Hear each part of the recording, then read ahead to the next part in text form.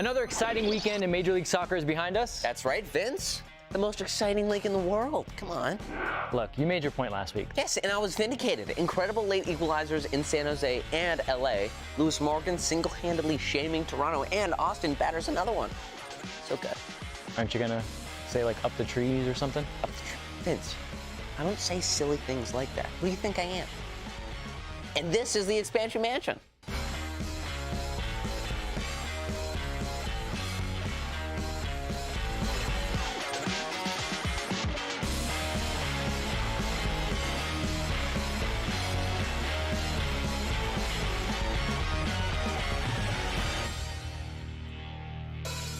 Hello, everybody. Welcome back to the Expansion Mansion. 2 match days in, and like I said, the most exciting league in the world. Here to definitely agree with me is Max Bretos. I like it. It's a point you've made in the past, and you're sticking with it, and eventually people will come join you on your side. Just it is like, the most exciting. Just like I'm JR? bought. Definitely top 8. Absolutely. top 8. Okay, top 8. Vince LaRosa with us as well. Welcome, Vince. I agree with you, but I have to disagree on principle because that's our dynamic. Yeah. It is our dynamic? I'm setting a tone. Okay, man. Wow, I'm just trying to be here and have fun. There's a reason here. why you're that far away from me at this table. Okay, I didn't know you could call that. Yeah, a why don't we get to the compliment. show? By the way, good attire from you two guys today. Thank you. Is that silk? Yeah, feel it. Very nice. That. It feels very nice. Anyway. All right. Sorry. Well, while these two jokers fool Weird around start. over here, don't forget to like this video and subscribe to the channel and hit that bell icon to be notified when we're going live so you can be a part of this every week. Let's get right into the biggest storylines and topics that are circulating through the world of social media. It's time to see what's hashtag trending, right? There you go. Hashtag trending. Hashtag trending. Hashtag trending. Okay, let's start in the Lone Star State where Houston, we have liftoff. I can't believe I had to say that, but I did. You did. With Hector Herrera. So Hector Herrera has joined Houston as a designated player. Probably, are we saying top 2 Mexican player, top 3 Mexican player? Where does he rank? Active Mexican player? Many Mexican soccer fans rate him #1 because of the position he plays and the importance he does. I think I'd probably put him 3rd or 4th on my list. Still very highly up there, and a specialist and a guy who's played at an incredible level for some big name clubs. Okay, any concerns? This is the age-old MLS question, so let's try to debunk it. Any concerns heading into a World Cup about Hector Herrera leaving a European powerhouse for the Houston Dynamo? And I'm not trying to put down the Houston Dynamo, I just mean North America, MLS in general. Any concerns? I have no concerns for this. I think it's a great move for Houston. I think you're getting a player who's still in his prime, the captain for El Tri right now. I think it's a win-win for all parties involved, and he's going to get paid like one of the stars of MLS too. So we'll see what happens. And he's going to play. Yes. And look, he is of an older age, but I don't think he's one of these players that is coming to MLS to just retire straight away. I think now you're seeing this upward trend of players in their prime coming to MLS, whether that's Insigne, whether that's a Carlos Vela, whether that's Hector Herrera. So I like this trend. It's such an important position to play. He's going to have a 3.5-year deal. I think the back end of the year deal, it'll probably be diminished. But I think for certainly a year and a half, it's a guy who's going to make this Houston Dynamo midfield really illuminate and get people in attack. I love it as a nice piece. You get the extra clout because he's a Mexican international, which will draw some interest, certainly down there in South Texas. So it's a nice move. But we also have to keep in mind he can probably come in a little hot on some tackles. So you may see a red card or 2. Kind of like that. And I like I like that, yeah. I like that. Little attitude. Do you know who we like? Who? A lot of people. Okay. Well, you guys can By the way, take. some people are saying Hector Herrera is the top Mexican. Thank you, Thickety. I believe it, and you can take our word for it, but we're going to bring someone in that really knows about this subject. To learn more about Herrera's impact with Houston, we're going to bring in Dynamo lead commentator and former pro, Glenn Davis. Glenn Davis joining the show. Glenn, how are you doing? Guys, thank you. It looks great on that set. Pretty impressive, and it's nice to be in the Expansion Mansion. I've never been in a mansion before, but tonight I am. Well, it's an That's absolute not true. You've been in many mansions. and it is an Jet absolute setter. pleasure to have you, and you are the first guest in our Expansion Mansion, so you have that honor forever and ever. I'll take it. I'll take it. Thank you, guys. And you don't have to take off your shoes. You can wear your shoes in. We're friendly here. We're friendly here. I can tell you, this is very friendly waters here. Glenn, let me ask you, I know that for your audience, I'm sure you've been talking about this a lot, but for our audience, please share with us Where this ranks in Houston Dynamo history, this signing, this caliber of player, where are you putting Hector Herrera right now? Biggest signing in the history of club, hands down. I think what your listeners and people that might tune into this podcast need to consider here is the context of where this team is and where it has been in the past. It has been an abysmal last probably 9 years. 7 out of 8 years, no playoffs, no real investment, poor leadership, poor ownership. I'm sorry, but we have to be honest to understand why this is significant with a new owner in Ted Siegel, who has come in now and is putting a significant spend into this team, whether it's a technical director. Think about that. We finally have a technical director in Houston. You realize how long, we've been going without one while other clubs have had one. Wow. So you got a technical director down here. You made a signing with Sebas Ferreira, Paraguayan. Honestly, does not move the needle, but was a big spend to get him between combined transfer fee and salary. So when Hector Herrera comes, all kinds of possibility now exists both on and off the field. I heard you guys talking about, the impact that he could make here. He will be the face of the team. To have somebody coming from Atletico Madrid is pretty monstrous. I think to add to that, I would just judge that it's actually a good thing that it's going to take a little while for him to get here so this organization can plan to deal with a guy of this stature and of this caliber. All indications are he's a very humble guy. But, there's a lot of things you got to do on and off the field. So if you're in sales, you're in sponsorship, you just got handed a golden egg, right? We don't know what the impact will be. We know it'll be better when it comes to attendance, merchandising, all these other aspects of the business that 100% have to improve down here. But clearly, biggest signing in the history of the club, bar none. And Glenn, I had the pleasure back at the old Robertson Stadium to come down to Houston to call some of their games. That old park would get full. The city, you would feel that they were soccer crazy. And then, obviously, you said the change in ownership, and now with Ted Siegel in there was those times, obviously not success on the field, but the fans were disconnected a bit, or it wasn't a priority in Houston to come out to Dynamo games. Do you see that changing? Well, I hope so. I mean, this is the type of signing, Max, that gives you a chance to change it, right? If you do it right. And I don't think just signing Hector Herrera is going to be, the thing that magically everything's going to get better. We have to remember the return of soccer in 6 and 7 when the Dynamo won 2 titles. Okay. We got gifted the best team in a 12-team league, the best team. So right away competing and winning championships, right? There was a novelty factor to that coming back. It wasn't something that was built. We were handed the best team in the league, right? It was a gift. Mm-hmm. It was never sustained. Once Oliver Luck and company left, the leadership, the way this thing went, it was never sustained. And it just continued to decline. The product then began to go in the other direction. So there were a lot of decisions that were made by non-soccer people that had huge consequence that you're still trying to dig out of today. Thank God Ted Siegel is now the owner of this team and wants to try and turn this thing around, has brought in football people, Pat Onstad, Asher Mendelson, guys like this, new coach in Paulo Nagamura and his staff. So, we're hopeful. And I think there's possibility in a big way here. And I think people are beginning to see that, but they have been conditioned with a very low bar for a lot of years now. So there are still a lot of people that are kind of wait and see.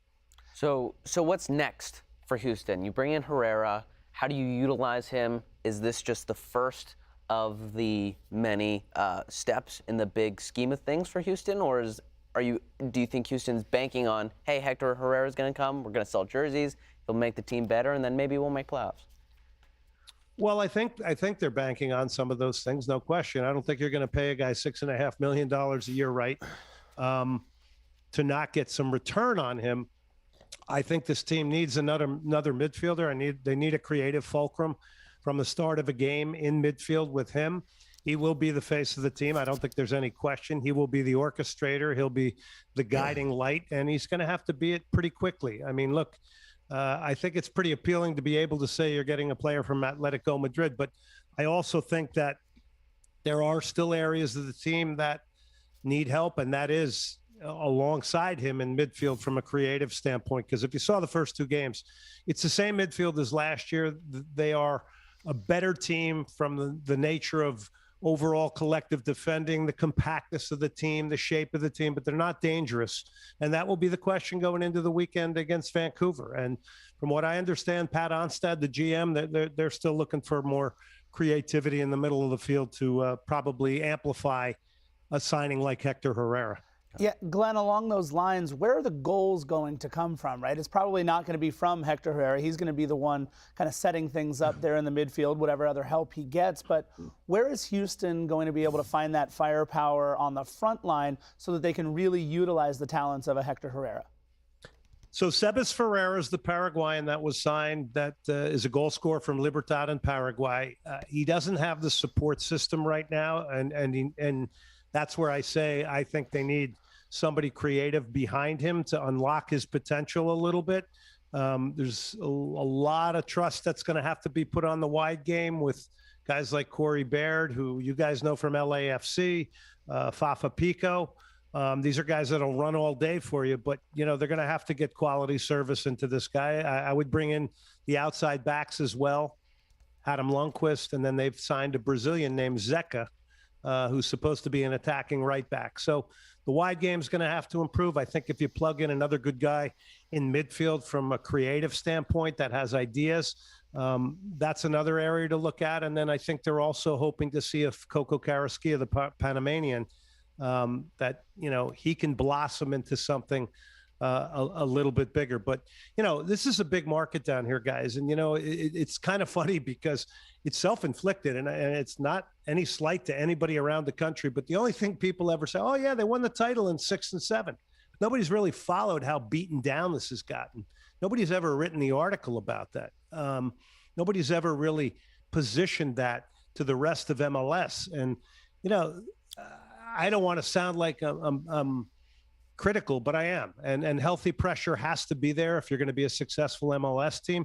You guys got it great out in LA because you've always got stars, right? Whether it's Beckham or Carlos Vela, you got to have stars in LA. Well, this is a big soccer market here, and it's got to start acting like a big soccer market when it comes to the running of the MLS product. And I think under the new owner, Ted Siegel, he's pushing it in the right direction. Well, Glenn, like you said, Ferreira coming in, it was a big outlay, and I think he's a very talented youngster. But now that Herrera's in, tell me what your outlook was to start the season and where your outlook of this Dynamo team is now. What is the mantra that you're kind of preaching going forward? Well, I think, you got a completely new staff here. One thing that the fans don't want to hear is because they've had, Dominic Kinnear at the end, you had Owen Coyle, you've had Tab Ramos, you've had Wilmer Cabrera. People don't want to hear rebuild anymore. And I mean, that's the other thing, if the messaging to the fan base is myopic, guess what? They've been beaten down. So you got to understand it's been a long time. They're hearing very similar things. I think these guys now, Pat and Asher and Paulo, they deserve the opportunity to get this thing turned around. The owner's living up to it. He's giving them the spend. And I think people right now are seeing after 2 games, okay, great. We collectively have a good defending team, but you guys know as well as I do, everybody judges teams on the attacking nature of it, the quality of it. Most people want to see a team with a vigor to go forward. And right now, I think it's being kept a bit tight here. But I also understand that from Paulo Nagamura's standpoint. So it'll be interesting to see what little screws he maybe turns, or if he makes a subtle change here or there, maybe starts a Carrasquilla against Vancouver to see if they can push it home now, creating more chances to go along with a good collective and a very tight, committed block of players that are not yielding a lot of chances and defending well, but are also not creating a lot. Incredible. Thank you so much, Glenn. It's been great to have you on and to get your perspective. Connor and I got to go to Houston last season, and we actually really enjoyed that stadium. So we're excited. Really enjoyed it. Look, the proximity of where you are, geographically where you are, it's good for the league, for Houston to be good. So we're going to be watching. We'll, of course, be listening to you on the call. So we're excited for Hector Herrera to come here, and we're very excited to have had you as our first guest on the Expansion Mansion. In the Thank you. Expansion Mansion. In the Expansion Thanks for letting me in the mansion, guys. And yes, we're excited about Hector Herrera. Don't let me diminish that one bit. I think it's exciting. Let's see how it's all going to play out. Thanks for having me on, guys. Thank you. Bye, Glenn. Thank You're you, welcome Glenn. anytime. You can just show up. And Glenn Wore my coining. Stones T-shirt. Yes, Oh, big that- Stones fan. Big Stones fan. He was. See, there's your next segment. What's your favorite all-time band that you can't live without? Thank you, guys. All right, For our you and- favorite for you and Stones me and song. Stones. Look at that exit stage left. Guys, what's a Rolling Stone? Oh, Stop! Get out of here. Get out of here. But it's good to talk about the Dynamo. That is, for lack of a better expression, it's a backwater in MLS. You don't even notice it's there. So this has got to be exciting because Glenn works with that club all the time. He mentioned Pat Onstad, all these former guys that we remember from those championship teams: Stu Holden, Brian Ching, Brad Davis. They're part of that, and they could lean into that. There's a lot of things that they can work on, in addition to being the fourth biggest city in the United States. Well, so that market is, like you said, fourth biggest, and where they're located, it's smart. So many teams will come in here, they'll get owners that don't really know football, and he said a good thing that they did was they hired football people.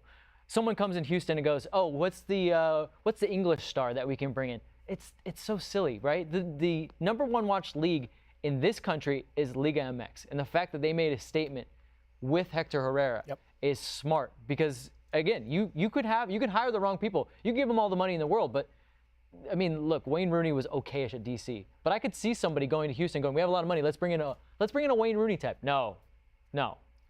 Well, and to think about it, this has been 15 years since this club has been relevant, really.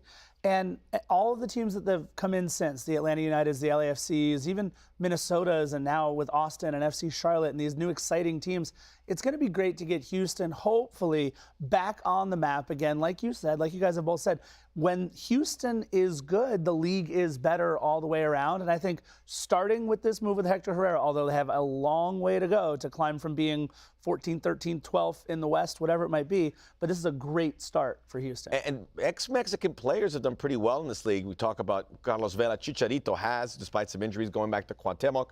Alan Pulido was doing well because of the injuries. Pizarro's the one guy I can't really say that. But that's only one case. That's one case, but these guys, have they helped their status with Mexico? Not really. But have they come here to MLS and done a job? Absolutely. Well, I think Herrera will be part of that. If he plays well here and then plays well for Mexico in the World Cup, that'll definitely help their status. Oh, yeah. Right?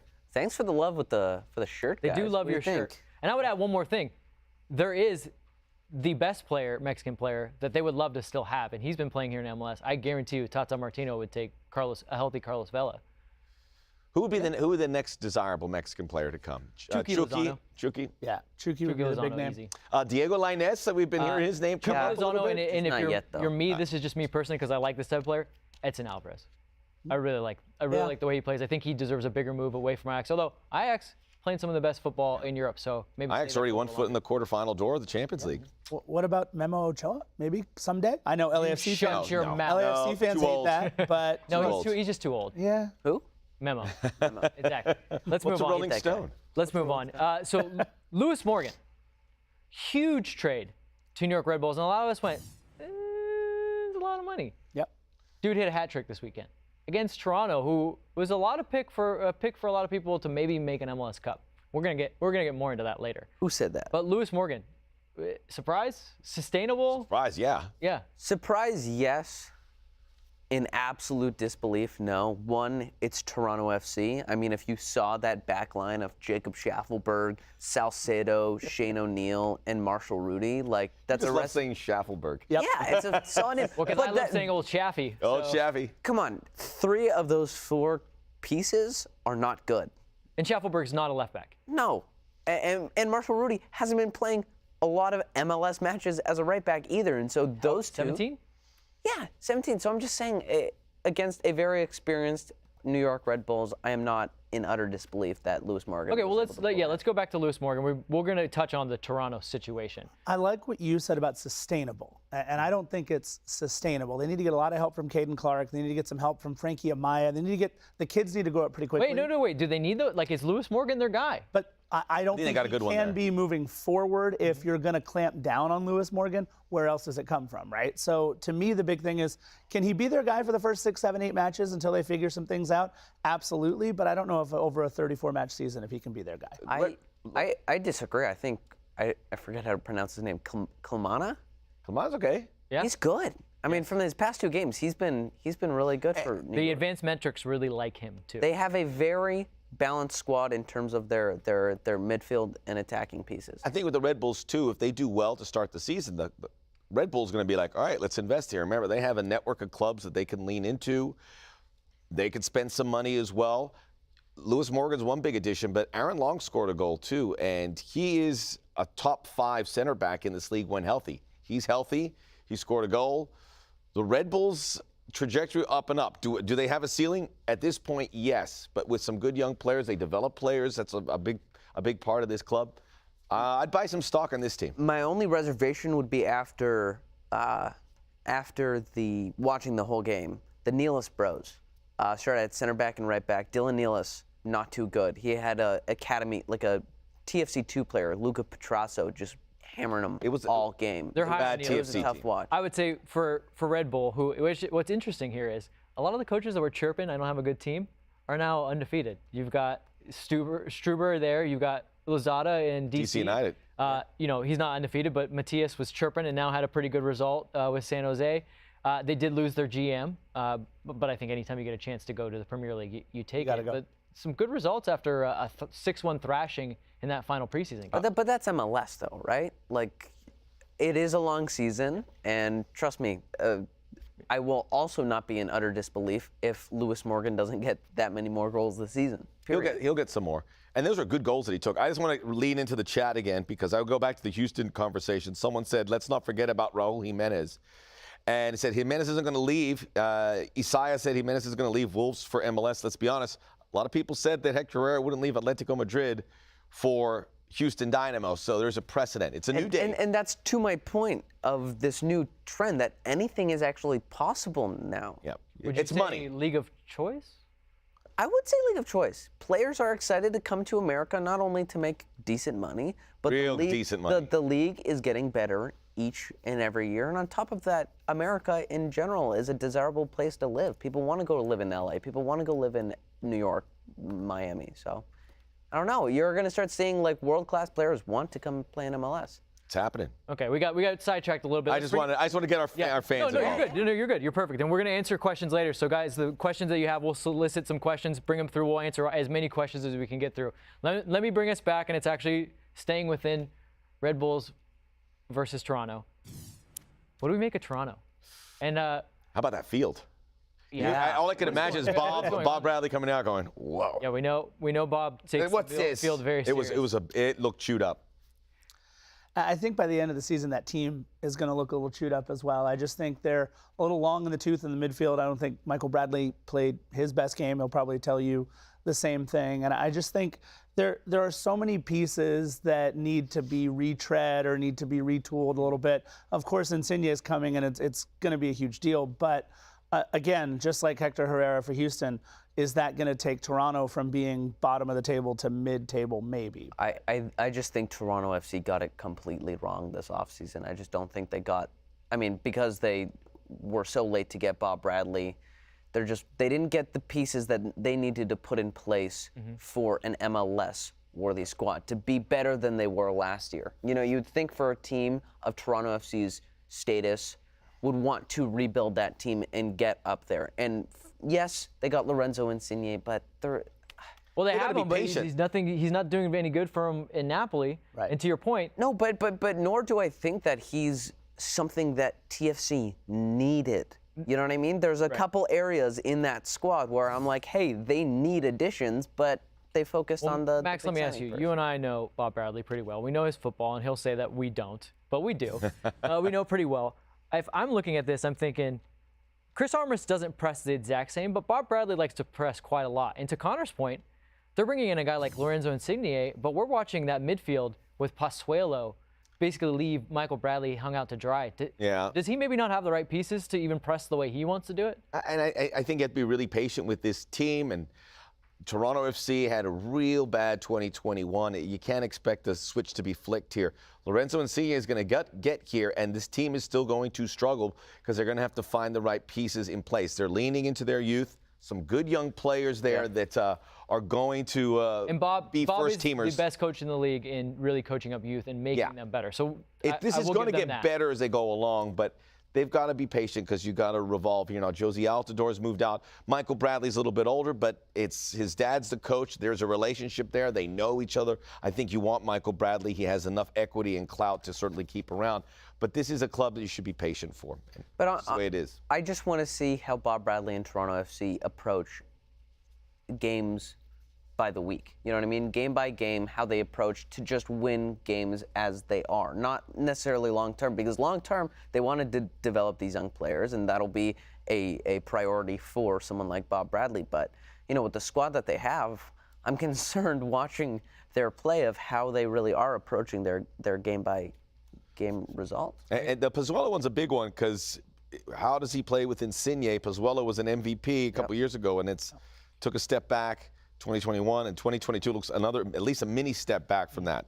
I would just add this. Maybe it's a problem with expectations. I mean, they were second to last in the league, and now all of a sudden, just because they signed Lorenzo Insigne, he's not even here yet. And Bob Bradley, who was a big move, all of a sudden people were then moving them into MLS Cup contention. I don't think the league works that way anymore. No. And lastly, I would just shout out to Caden Chung and McNaughton for making their TFC debuts, coming from the Canadian Premier League. That's important. Good. CPL. That means soccer's growing in Canada. We do go to you for Canadian Premier League. Because those two players would not be professionals if it wasn't for the Canadian Premier League. And so now they're on an MLS roster. That's important. That is very important. In Canada, the #1 team in CONCACAF. They're going to need these young players to deliver. They're going to really need. Toronto FC has 2 or 3 of these guys to come up and say, I'm ready for the big time. This has been fun so far, but I'm really excited for this next segment because we're really going to have fun here. All right, guys. What do you mean? Before you get into that, in my ears, our producer, guys, and he's saying, I got to talk about San Jose. I have in my contract that I do not talk about Matias Almeida. I just want to let you guys know that no one's talking in our ears. I don't know what he's talking about. We will do it. What's that cable coming out of your ear, dude? He doesn't talk in your ear because he doesn't want to throw you off. Let's talk about San Jose. Down 3-1, down a man. Francisco Calvo masterclass. Right?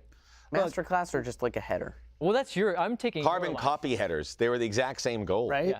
Wait until, my player of the week, but I'll say this. It's another example of a Matias Almeida coached club just never giving up. They never give in. 90 full minutes. It's like the old Nolan Richardson Arkansas Razorbacks, the 40 minutes of hell. That's what you get every time you play. These references. You're welcome. That's Corliss what you get. Williamson was on that team. Yeah, there you go. So, I just think, again, Matias Almeida just gets so much out of whatever he has out there, whether it's 10 men, whether it's Francisco Calvo, whether, I'd like to see a little bit more from Cade Cowell, but whatever. I just think that San Jose typifies Matias Almeida and that game in particular and Calvo's performance in particular. Do you get the feeling that Matias Almeida is just wiring a bomb right now, and he's just waiting for San Jose to blow up? But we all get to reap the benefits as them being the craziest. It's must-watch TV right now, right? I don't think they're actually going to be good, but you can't miss one of these. Yeah, he's like creating a bomb, and it's like it might do well. Yeah, he's got the clicker. So once the season's over, he just goes. Psh. Yeah. It's going to be some heavy sledding for San Jose, and they entertained us here, but this is a game they should have lost. They're going to take a lot of losses. Jamiro Montero did his part, so some nice new pieces that's come in, but I just don't see how anything's tenable right here for San Jose. As poor as they were last season, they did get a couple transfers in late, but as you can see, it's still the wild, wild west out there in Northern California, and San Jose are going to take a lump or two, and they're going to give up a ton of goals. You know who else was poor last season? Austin FC. Oh, you're switching topics on us. Oh, yeah. Oh. Austin FC, 2 games, 10 goals. Are you kidding me? Okay, you can say about Cincinnati and Miami. Okay, good start. Good start, but 10 goals. Right, did we imagine? You have to give the credit to Austin. I watched a good portion, if not all of this game, on Sunday. Inter Miami played well. They played I thought they had a good game. In what facet? In between, they're making connections. Gregore and Mota, who's one of the new players, they got chances, but then Austin were just so clinical. Mm-hmm. They got a chance and they did it. So I was really impressed with Austin FC because I think you look at this score and said Inter Miami outclassed, they have problems. That's how you take away when you look at the scoreboard.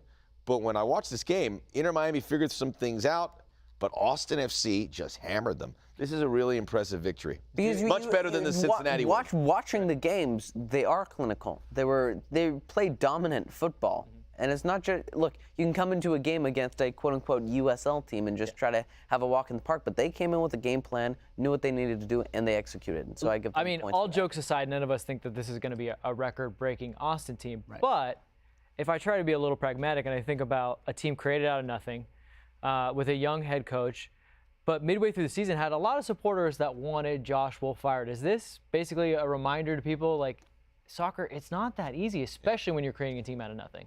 And the other thing that goes back to is these teams are still professional teams. They're not trying to give up 5 goals, right? You have to be doing something right if you're getting 5. But I'll say one of the things that I think Austin did right, and I know one of you is going to touch on it later on, is Driussi seems to be the exact right move for that club to have made in this moment. Right now, 3 goals through the first 2 matches of the season, and looking like that was the right button to press for us. Not Ethan Finlay? That's a good addition. That's a good addition. No, Sebastian Driussi. On a free. On a free, and then Alex, I mean, you look at some of those, there's a good team. Are they deep? No. Do they have a great home field advantage? Yeah, but Driussi, Cecilio Dominguez, there's good players in place that should give you confidence. And to your point, it's just a reminder, to your point about the pressure on the coaches. Expansion teams are still expansion teams. Let's forget about the Atlanta United LAFC model. They're going to struggle. Charlotte FC is going to be the latest one. And you want to have a good year, too. So far, so good for Austin. And Driussi's that big reminder that for every Hector Herrera, there's a lot of good players around the world. There's a lot of places to shop. Just because you didn't watch Zenit St. Petersburg doesn't mean this guy's not a good player. Right. So some teams are exceeding expectations like Austin. Some teams are choking a little bit. Quite notably, NYCFC and the Seattle Sounders. What do we think about Look that? at some people in the comment already beat you to I know, it with someone the already Seattle beat me take. to it. Yeah, who are you more worried about?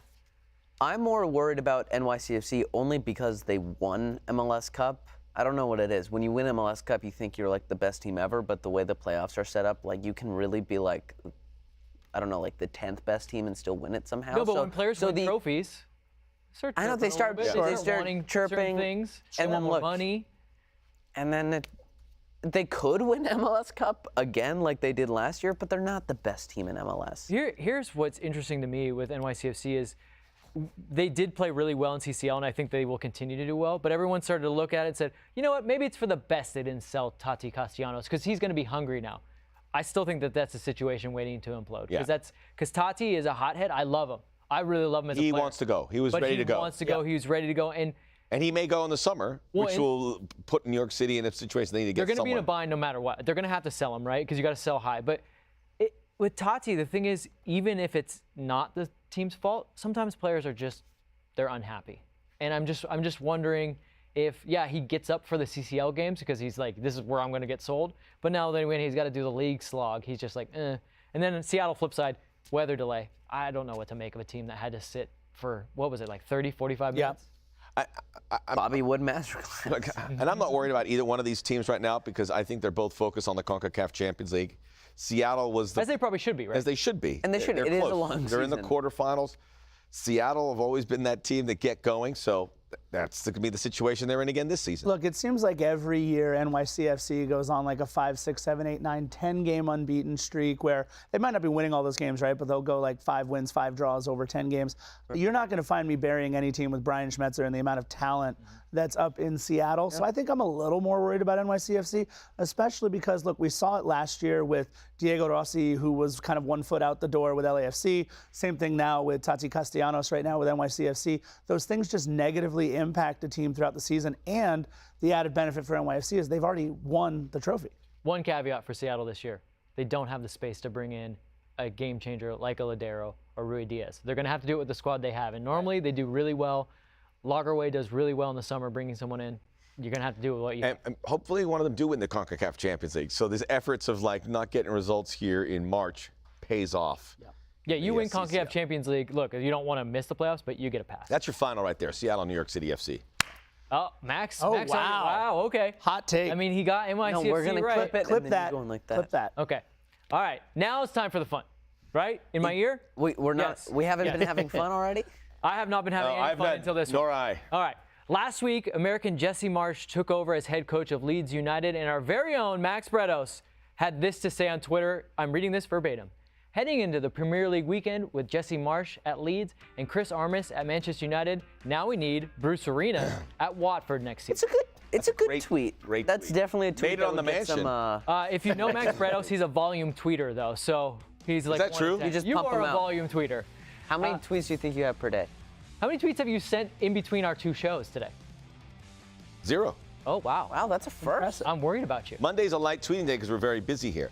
I tweet during the Saturday morning hours for the European leagues, obviously LAFC games. So Here's the yesterday schedule. was a busy. It was about a 12 tweet day. Okay. But usually I'm trying to crack back on. All right. Well, Max, your tweet got us thinking, what European team would be the ideal destination for MLS coaches? We've chosen a handful, sort of at random. So are you guys ready to do this, please? We have whiteboards. Take your Look at whiteboards. this. We're going to be doing Whiteboards. this via whiteboards, everybody. This is going to be fun. Please do not judge our penmanship. Also, you guys can join in. We want to Yes. hear your thoughts. Those of you in the chat, so they're going to put one up on the board. We're going to get a couple seconds to write our response. You guys write your responses, and we'll talk about them. Okay. All right. Who's up there? Who's we up got? first? We have Bob. Bradley. Bob Bradley. Has All had right, a What taste do I have for there. Bob Bradley? Ooh.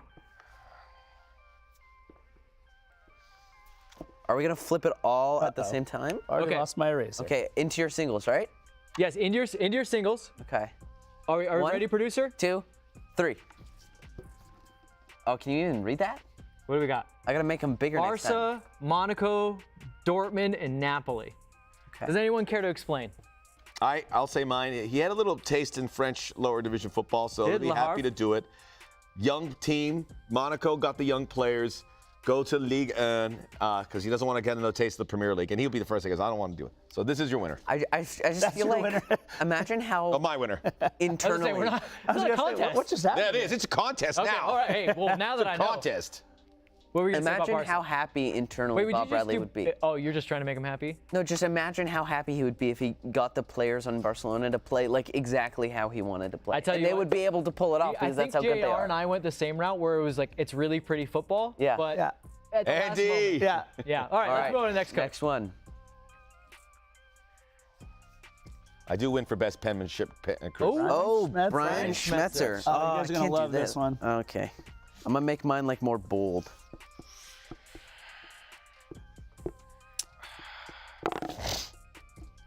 All right. Are we ready? No. Max is still writing. We ready? Pencils down. No. What? He's still going. He's still writing. Okay, you ready? 1, go. I hope we get a. Yeah, I Man took your, City? Okay. I took your European idea and ran with it in another direction. Yeah, you Ran need with to it explain yourself. in You're what the direction? outlier here. All right, so here's the deal. Former San Diego Sockers player, Brian Schmetzer's not leaving anywhere other than to retire for Seattle. He is going to coach until he's, I don't know, he probably has a lifetime contract up there. So if you're going to retire anywhere, San Diego, California, what more beautiful of a city. Former player coming back to lead that MASL indoor soccer team as he finishes out the twilight of his coaching career. Augsburg. Hector, I like that shot. I wasn't convinced. I'm switching mine to Augsburg. I like that better than Brian? Wolves. Augsburg doesn't do Schmetzer. anything. Schmetzer. Okay. I went Juventus just because with Max Allegri, it seems like it's like, let's just be pragmatic. If we win games, we don't care what it looks like. There's a lot of erasing for San Diego There's a Soccer. lot. you and, really wrote- and I know it's you not in really Europe, wrote- by yeah, the way. I'm get just that having fun eraser with going. it. We got it. We're Connor good. Manson. I'm having a blast. This is fun. A little much. Who All we got? right, next Who we coach. got? We didn't get to talk about my reasoning. The reveal is Probably for the amazing. best. It's like the Royal Rumble, right? When they rest. Hey. Arena. Oh, By the way, the winningest coach in MLS history. Congratulations to Bruce Arena on Yep. breaking that record. All right. I think Max is going to like mine. I hope you guys like mine. Are you a slow writer? No, I forgot. I was changing my Nice. answer. Oh my God. No way. No. Whoa. A lot of West going on. I'll put West Barca then. West Barca. Wait. Yeah. West Ham. Vince, I like Shortly, you. Barca, Bruce Arena? Yeah. The guy that's like, players just play, bro. That's, like, come but on. So he's going to be stuck with the players that are there to just play. So The answer is this one. Mine was. Because they're not sexy. They just kind of throw They them are out there. sexy. It's a West li- Ham is very sexy. I didn't pick a. They win games. I was gonna, if you let me finish, they just win games. Okay. I think it's a team that he's going to have to help bring together, like West Brom, maybe get them promoted. Big Sam style, like he did you with guys, the U.S. you team. guys are actually sending these. Vince, coaches to these places. Is that Yes, I am. I'm trying to. Okay. I'm an agent right now. Guys, we did not give any criteria to this. You just got to pick them just had to willy-nilly pick. as San For Diego whatever Soccer. reason. Yeah, I ignored the Europe criteria. Vince, I picked West Ham for a little bit of a different reason. I thought because, Bruce is a very nice guy, sympathetic. I thought that if he got into that locker room, he would be able to bench Kurt Zuma for what he did to that cat. Kurt Zuma, because of the cats. Yeah. Yeah. I thought he'd be nice Isaiah enough has to, Bruce at Atletico Madrid, which actually was my first choice, but then I was like, he's not quite that defensive, so I went West Ham. Smart. So I like the thickety wickets. Please explain Bruce to Spartak Moscow. I don't know enough about them. Let's move on. We have like 8 more coaches. Okay. Let's I go. like Next thickety coach. wicket. Who could it be? That guy, Caleb Porter. Caleb Porter. Order. I picked a silly one. Ah. I got a good one.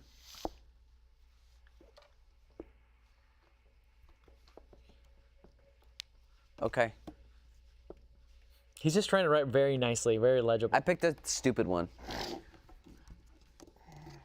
Real Madrid. Yeah, and I'll tell you why. Okay, please. I just think it would be really funny to see Caleb Porter try to coach Real Madrid. See how much the players really like him. I picked Roma because Caleb Porter is our Jose Mourinho, not in style, but in every game finishes and they do something catastrophic to lose it, and he goes, I think we had him. We had him. You're close. I think we had him. We totally had him. I went with Chelsea only because Caleb Porter for the Crew was able to guide through new ownership there. Chelsea's going to need the same thing in just a little bit, so I think that could be good for Chelsea. Yeah, Greater Firth. I love that you put the umlauts there. Yeah, I did. I put that on. And yeah, they got who's the American? Rumored to Julian Green. Rumored to come to LAFC, which was never a real rumor. So, right? Started by Richard Orozco. He's a very Caleb's a very European type guy, I think, and I saw that when he was a coach of the All-Star game and he went up against Pep Guardiola and he idolized Pep, and you can see it on his face. So I think he's a guy who actually could pop up in Europe, to be honest. And maybe You think I have the worst penmanship? I mean, I'm third. Yeah, I'll take it's it. rough. Max Porter. does, Yeah, by but the at way, least you're third. Surprisingly good penmanship from Max. He's a great drawer, too. Porter's overrated. Oh, Greg Vanny. Greg Vanny, this one will be short for me. I got it. I'm taking my time. How do you? You don't know how to spell it? I hope this is. Yeah. Palace, Nice, Man U. I've got Arsenal. Man, you guys are aiming large. Our Arsenal-loving producer just said something very bad in my ear. I'm just saying he's doing a lot with not the right parts in defense for Greg Vanny. That's my Arsenal take. And that's why you pick Arsenal? Yeah. I like that. The Galaxy do. They have huge names come through and mostly underperform recently. So figure Manchester United right in that same vein. Yep. Played in France, so that's why I went to the French team. South of France, it was in Corsica for Bastia, so now Nice. Gorgeous. You guys spend way Greg too much Vanny time is a thinking very about cosmopolitan guy. I think Nice is a cosmopolitan I need to get out city. and travel. I put like what all of us do. This is the extent of our traveling for 2020. I put American coach. Crystal Palace is kind of what AFC Richmond's based off of. That's where they play. Got it. So you gave him the Ted Lasso treatment. Put down. Oh. Way to go. All right, next coach. I feel like we should be like, right? Miguel Angel Ramirez. We don't know a lot about him in MLS, I followed his career. but I feel like I know enough. He is viewed as a guy kind of in that Pep mold, Spanish guy, great ideas, went to South America, did well in Ecuador, not great in Brazil. Keep in mind, he wasn't the one that won that title for them, though, right? But he's a big part of it. He won the Sudamericana. He didn't win the Ecuadorian League. Connor has a drawing. What do we think of Tottenham? No, okay. Why Park the Tottenham? bus. I just think. Well, I'm thinking of the Jose Mourinho. I was gonna Spurs. say, if you're gonna tell me that Antonio Conte is No, I'm talking about we're the gonna Jose fight. And, Mourinho. we started this show by saying we were gonna fight, so I think I was. You want to pressing fight? by- Antonio Conte is not a defensive manager. I will fight anyone over that. Brentford, why'd you go Brentford? Brentford recently promoted, going to need a lot of help, and that's exactly what we're seeing with Charlotte FC this year. So I kind of likened it to the situations they were already in. You guys are talking about world football and everything else. I'm more of No, the we were straight. saying I went Norwich because we had the promise of beautiful football, bad results. There you Did go. you see how his nipples were like just I did not see piercing that. through that shirt? Did not see that. That says more about you than him. Let's go to the next Hector coach. said just Espanol. saying. I picked Sevilla because I think deep down Miguel Angel is doing this world tour because he wants to go back to his native Spain and coach. which I don't blame him. There's a lot of coaches that come here to do that. Okay, what do we got? Peter Vermees. I love that chin. I'm scared of him on our thing. Right? What do I have for Vermees?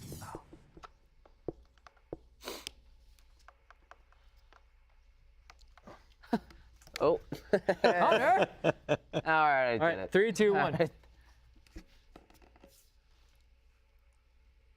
I went Atletico Madrid just because him and Simeone strike me as characters that could both drink together in a bar, get in a bus stop, and then have a drink again and go, that was pretty good, right? Your handwriting is awful. I'm sorry. Okay, you know. Yeah, maybe I should get bumped up to that third spot. I know.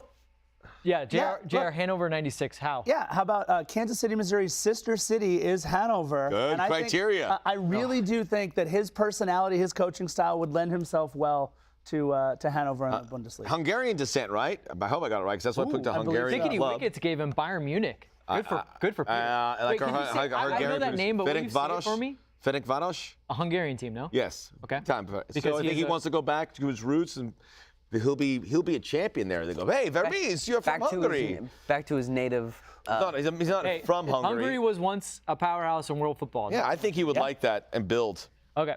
Do we still have more? Okay. Two more. Two Two more. more. Everyone in the chat. I didn't know we were going to do every MLS coach. Furious Oh, Isaiah erasing. wants Vermees to the U.S. national team. I think at one point that was a possibility. Yeah, Right. maybe it's past that window. Okay. Because there's better go. candidates arising. Yeah. Wait, who's that? Oh, Phil Neville. It's one of is the that? Neville brothers.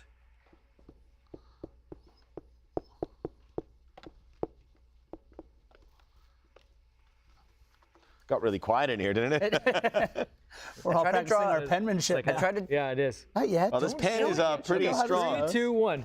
I tried to draw a thumbs down. And Whoever it is now. Hey, there you go. I feel like Phil would actually be happy if he was like, wait, does Everton want me? Right. I'll see you later. Absolutely. I mean, after that Can I push Frank Lampard out? after that 5-0 loss to They lost. Tottenham. right, Oh, I did tweet once between shows. It was. Would an- you it was rather an have answer. Frank Lampard or Phil Neville as your coach at Inter Miami? I'd rather have Lampard. good Peter for- Vermees. Andrea Pirlo. By the way, this is mid-season a coaching this is a lower division team near Manchester. He's a Manchester guy. Maybe if things don't go well at Inter, he has to find a stopgap, do well at Oldham, and then come back and maybe get a Premier League job. I'm being way Neville too to realistic Barnsley. on this. I like the sorry. Phil Neville to Barnsley shout. Again, you guys put way too much I thought also have into an it. Ipswich I Town did not. shout out. You should be putting thought into everything we're doing in this show. All right, last coach. Let's make it a big one. Oh, Ronnie. What a good screen Skylar. grab. Ronnie Dyla.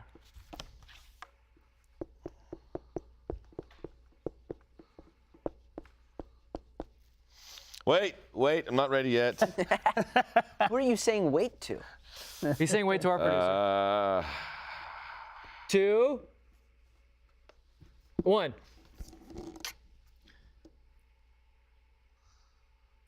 Montevideo de Torque. Yes. Yeah, we're going. First, we got the first the Uruguayan team. Right, Citigroup connection. exactly. The Citigroup connection. Plus, he's already won it Not in Europe. Norway and Scotland. Also not in could've just Europe, said but the I one said, in you know, Europe. I threw the European criteria out the window. No, it could be great. Look, part of City Football Group, and he's won in 2 other countries already that don't have top tier level leagues. So I think this could be perfect for him. Why Norwich? The experience in Scotland, doing well in New York City, the connection to Manchester City, Norwich is, this is the guy. He's going to do well in the English Premier League. So I figured it was an English Premier League. I was going between Norwich and Palace. I figured Norwich has got a better Dyla feel to it. Where's he from? He's from Norway, right? He's not German. Who's the best player for Norway? Erling Haaland. Oh! I like the big B. I like the And that the is big our B. show. Wait, Inter Milan. Why? And you pin. Why enter? because NYCFC is that team that thinks they're much bigger than they are, but they finally got it over the hump. Don't And then badmouth Inter. And then they will disappear for the next 10 years. Orati will not be happy. Wow, are you saying that as a Juve fan? Bye, Ronnie. Bye, Ronnie. Bye, Ronnie. Bye, Ronnie. Why did we all say that? Can't wait. I can't wait till Ronnie actually comes on the show. You know, nothing lights up a timeline like a great meme. This weekend had some more great ones that caught our eye and some that made us cringe a little bit, if we're being completely honest. After shifting through the good, the bad, the ugly, here are our picks of meme of the week. And don't forget to tell us which one you like the most. I dropped in the penmanship power ranking. See that? You did? Bingo. That means I went You're up. at the bottom. All right, I'm let's go to still on the memes. bottom. I don't want to talk about penmanship anymore. Let's go. Where's the first meme? It's a very serious topic. How to cancel flights to Toronto. Boo. Is that what he's looking at? How to? Hey, let me tell you, he ain't with the money he's making, he ain't canceling anything. Well, you want to know why this meme is funny? Because Domenico Crescito actually did this. Right, we were talking about that in the warm up to this. Yeah, it's look, that it works on a lot of levels. Maybe the exchange rate changed a little bit. I don't know. We'll have to see.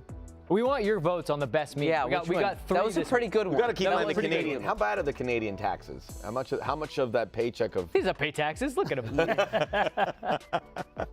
How do you think we got this mansion? Oh yeah, yes. Okay, let's go to number 2. It's a tax shelter. Ooh. That hurts for the LAFC fans here. But this is the MLS show. And Will Ferrell getting dragged in. Hey, that's when I did the interview with him. That's the inaugural. You can see my I shoulder. was gonna say that's your That is the inaugural game. out. You were in there, but Rude. Yeah, Is it worse being in a meme or being cropped out of a meme? Cropped out. Good choice. And by the That way- hurt. And by the way, not wrong. Look, I'll let the cat out of the bag. I'm an LAFC supporter, even though we're on the I can MLS laugh show. at that. Let Portland enjoy that. Yeah. Look, we didn't lose last time we played them. We'll go with that. It's okay Edgar? to laugh. Right. Edgar, are you a Timbers fan? Edgar, you're welcome No, here, by Edgar the way. was the one that thought that Timbers were going to win by 2 goals. Edgar, Oh, that's right. 3-1, right? Welcome back, was Edgar. You were up wrong. 3-1. Oh, Welcome back. message He's like, no, retracted. never mind. Wrong Edgar. I'm going to get doxxed. Okay, third one. Last one.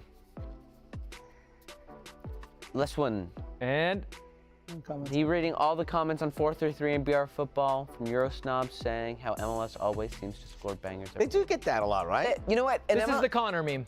No, they'll directed score a right at you. good goal, You look a little bit like Glenn and then they'll Howard. be like, the defending sucks, so it's not a good goal. The Philadelphia show? Yeah, it's Yeah, always sunny. always in sunny. It's always sunny. Yeah, Yeah. Glenn Howerton. Philadelphia. Does Connor look like Glenn Don't watch Howerton a little anything bit? Philadelphia. Pardon? Does Connor look a little bit Glenn Howerton, who plays Dennis in that Yeah, a show? little You look a bit. little bit like him. the Also, somebody that has come to an LAFC game. Enjoy. Oh, that's right. Yeah, he Yeah. was there. He does look like him. Yeah. Vote on your best. I really like. Don't erase that, Edgar. That's there forever. Do Yeah, not I erase really- it. Yeah, we already screen grabbed it. We screen Can't grabbed it. retract it. Wait, so what are our votes for the favorite? 1, 2, or 3? Oh, I think Insigne. Insigne. Yeah, Insigne, yeah, that was. I didn't laugh out here because I'm a professional, but it did make me laugh inside. Yep. Okay. That would be mine too. I like the third one just because I agree with that, and we need to keep, for some reason, keep hammering that home, but it's true. Yep. So you've heard me say it before, the MLS is the most entertaining league in the world, and I stand by it. The main reason They made a for meme my about it. belief is that the great players that make up this league. So this week we have a few standouts landing, so leading the way. So who do you guys think is the player of the week? I think Scarf? the Mexico House for saying you look like a young Justin Timberlake might have got the early votes there. You know Yeah, who that's a actually good told shout. me that is the radio voice of LAFC, Dave Denholm. He said I looked like JT? Yeah. You'll take that. You'll Yeah, definitely I'll take that. I mean- Unfortunately, You do not look There's a lot going on right now, and I'm trying Yeah, to you're get playing to watch. Go for Francisco it. Calvo, his moment in the sun. I don't know how many more of these he will have in his MLS career, but 2 goals after what, the 84th minute, I think. 0 more. 0, yeah, right? That's why I picked him though. Look, down a man, coming back to equalize at 3-3. He scored both 3-2 and 3-3, 84th minute, and I forget what minute in stoppage time. Francisco Calvo, take a bow. It may be the last. he's had a good career, and Yeah. he's still playing for Costa Rica. They might go to the World Cup, maybe. No, Yeah. not if the Come on U.S. now. takes care of business. Not Well, if, they go finish 4th. not if he's still look, playing for no. Costa Rica. Heartwarming story. Good for Francisco Calvo. Thank you. But the right answer is Lewis Morgan. He had a hat trick. He had it in style. Did it all in the first half. Should have had 4. Should have had 4. Hey, for you world football people, 4 goals is called a poker in most of Europe. So he should have had his poker. He was not offside. The assistant refereeing this weekend, not so good. But Lewis Morgan, look, they paid a lot of money for him. We were all kind of skeptical of it, but he really fits that system. So great scouting by the New York Red Yeah. Bulls, and Good shout. that's what you get. I don't think he scores many more than maybe 7 goals on the season, but take that Hattie wherever you can get it. He's going to get double digits now. I like the Gaga Slonina shout because they've been great defensively, but I saw someone And he always has mention to make one big save too. Yeah. he's good. Isaiah, I saw you said Sebastian Driussi. That is my pick. I have my top 10 DP list coming out in a couple weeks. Driussi is going to be on it. He was good in week 1. He was even better in week 2. He is the straw that stirs the drink for Austin FC. This was a guy who did really well at River, did pretty good in Zenit, came here and you're like, he has the talent. He's young and he's settled in there. And I think you've got to be thrilled if you're playing at that club in that park. And Driussi's enjoying life right now, and he had a great game in maybe the result of the round there for Austin, because I thought they beat a pretty game Inter Miami team. I saw a lot of people on the Twitter feed saying that their player of the week was Ismail Alfaf for his performance against. What about when he grabbed who's the two players he put his arms around? Hey, guys, hug it out. Hug it out. Here's hug the it thing. out. You can say that second yellow was soft, but it was one stupid, so he shouldn't have done that. But there could have easily been Van Rinken double. Someone was getting double yellow in that definitely. game. It was just happened to be wrong. That being said, I just want to say really quickly before I tell you guys my actual player to watch, it's not Efrain Alvarez. He scored a good goal, maybe goal of the week. He's not player of the week. Get out of here with that nonsense. All right, Lewis Morgan. Because there's a rule in this show. There is a rule in this show. Yet last week we decided it was Carlos Vela because he scored a hat trick. Lewis Morgan does that, but in the first half, he should have had 4. Look, What was the first half? What do you call a first half hat trick again? No, just a fat trick. Oh, a first half hat No, trick. Is that a First half natural hat- hat or something like that? I don't even know. No, natural hat trick is a right foot, a left foot, and a header. So let's look, come out with the first half hat Driussi trick. played good. Zela Rayon played good. There was a lot of stand-up performers this week, but Lewis Morgan, first half Connor, hat trick. what are we That's the going to only answer. do if 2 players in one weekend have a hat trick? The player who has the best hairstyle. Oh, I was Oh, going to say boy. fight to the death, but that sounds. Sure, I like your- mine a little bit more. Your It's more situation family-friendly. sounds a lot better. So that was our players of the week. All right, guys, now it's time for your questions. Please start sending them in. Now. It could be about anything. we will Anything answer them. soccer, anything MLS, It can be anything about Vince. anything. Can What's I? a Gordie Howe hat trick? Gordie Howe hat trick is a goal, assist, and a fight. Yes. Yes. All right. Yes. That's a good and look, you taught Chris Lafferty in the chat. He did not know Half there was trick. a name for 4 goals. A poker. There you go. But that's a good name. That's 3 goals and a half. It's not a half trick, but that's a great name for I like it. While they're coming in, and I don't mean to bring down the mood, but a lot of people were asking what our thoughts were in the Queretaro situation. Max and I talked about it. Max and I text all throughout the weekend. We talked about it. A lot of people were quick to have takes on it, and I told Max the only thing that I could think about were the people. Sure. And the fact that it has still not been acknowledged by the federation, by the authorities there. And for me, that's the biggest takeaway. And then, of course, the thought that we can't ever let this happen again. Now, again, a lot of those hot takes are saying, I can't believe this happened there or whatever. I'll be honest with you. It can happen anywhere. And I was seeing some MLS supporters, some high-up MLS supporters saying, MLS, this is what we're worried about. Let's take security better. And I think that might be the biggest takeaway. Yeah. Let's take the precautions necessary to really make sure that this never happens, because it's unfathomable that somebody could ever go to a sporting event and not come home. grotesque images. And the thing that is also very worrisome is the information we're getting. You know, there's the governors of these states saying there were no deaths, and the fans that were there naming people who actually died in the stadium. They know them, they're in tears. So the information coming out is bad, and we've got to clear that up. And there's like some weird political situation involved about whether somebody died in a stadium or I don't know. It's really macabre. I will say, when it comes to who to blame, we don't know. They want to blame the federation. They want to take the 2026. I'll tell you who's at the top of the list to blame right now. It's Queretaro. It's their club. They're responsible. So if there is going to be some blame or some punishment, they're at the top of my list, and then it grows out of that. So they get to work on this, because this is too serious to try and sweep under the rug. You can't sweep this under the rug. Mm-hmm. Yeah. Anyone Yeah, look, that's that. they got to shut it down in Queretaro. That's it. I'm sorry. I don't know what happens next in terms of liability and everything else that club is going to have to do to stay afloat. Doesn't matter. They should not be allowed to be in Liga MX anymore. That's it. No, yeah, it's tough. There's no segue from that. All right, so we'll try to get one good question here. Do you guys? And I thought you did a good thing, because we did, everyone on Twitter goes, hey, it's hard. We don't know what's going on, because clearly we don't know. We need clarity. We need answers. And that's the biggest thing, especially in the age of social media, when there's a lot of information out there, making sure that you have real information. It muddies the waters. So yeah. I'll tell you what doesn't fix it is Twitter. All right, like I said, there's no easy segue out of here. So let's just try to take one question. I'll let you guys choose from 2 that I see here. One from Caps. He wants to hear about the crew, which I think are interesting. Or would you like to talk about Isaiah's question, which is thoughts on the Rapids, LAFC's first opponent? like that. Now, again, this is not an LAFC show, but they did take it to Atlanta, who a lot of people are high on.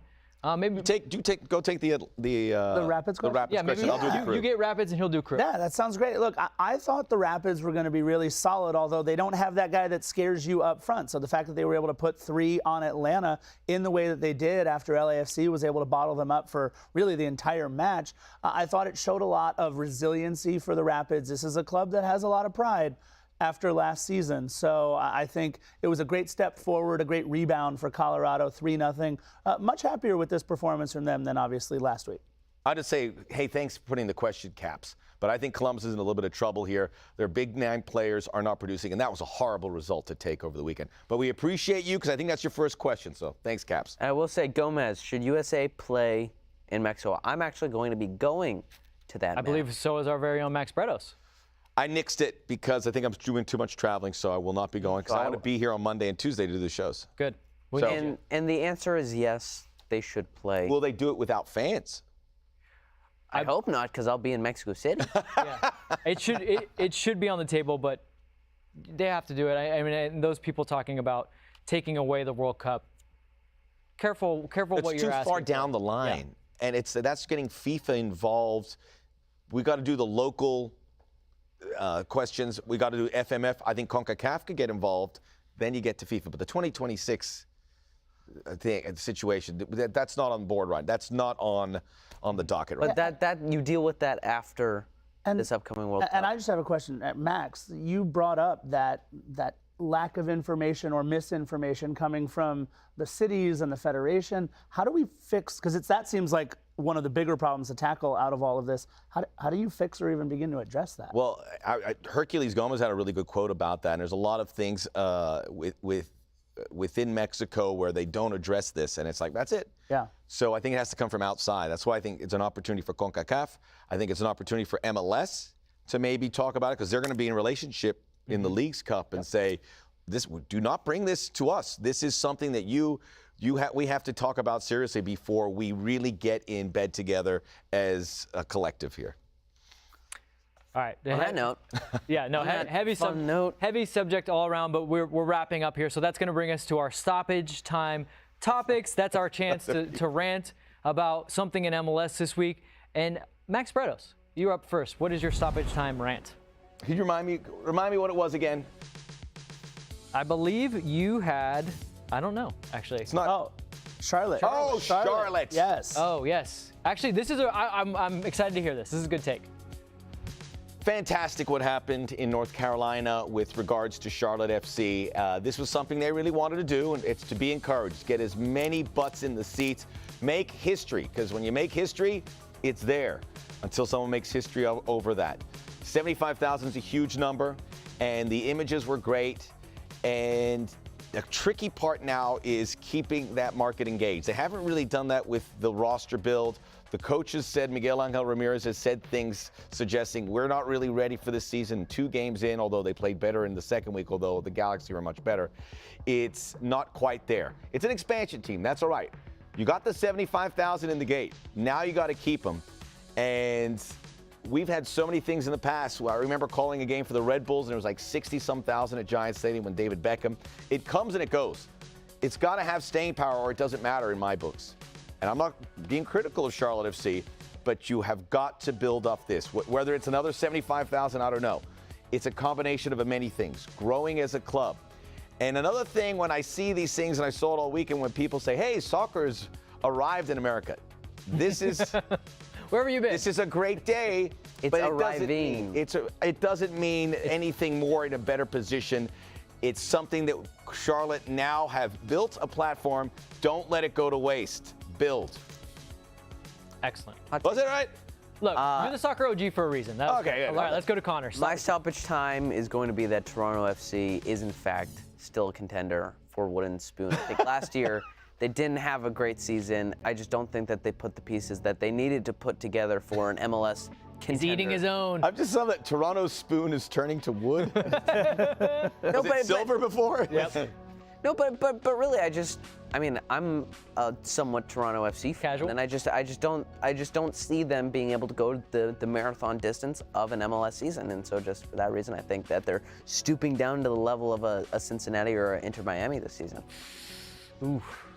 They're not going to like I'll that. take. There are no good thoughts in the chat for you about going to Mexico, by the way, right? Well, I know. I mean, I am pretty Another patient. exciting weekend in Whoa, Major League Soccer. cold open. Whoa. Look at that. That was weird. We did that on purpose. Yeah. That's me. Just to throw you guys off. That's mine. Yeah, that was fun. All right, JR, you're up. All right, so look, Austin FC, you guys have had a great start to the season. 5 goals against Cincinnati and their dumpster fire that they are right now. 5 goals against Inter Miami and the discombobulated franchise that they are right now. Lots of production from lots of people. Things are looking up in Austin.